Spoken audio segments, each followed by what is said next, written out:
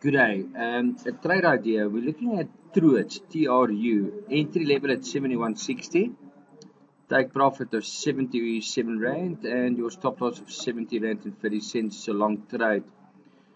On 90 shares, I can take a loss of 189 Rand but make a profit of 409 Rand, so 1 to 2 ratio.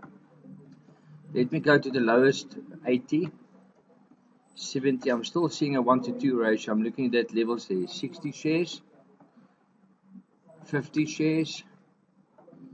So 60 shares are actually my lowest quantity if I want to trade it. The reason why we're looking at this trade as well is this share came down a lot the last few weeks from 86 Rand to almost 71, 72 Rand. So that's why we're looking at a breakup possibility. You can see there might be a breakup happening here, taking us back to the 77 Rand levels, low, high, low, high, low, high, low, high.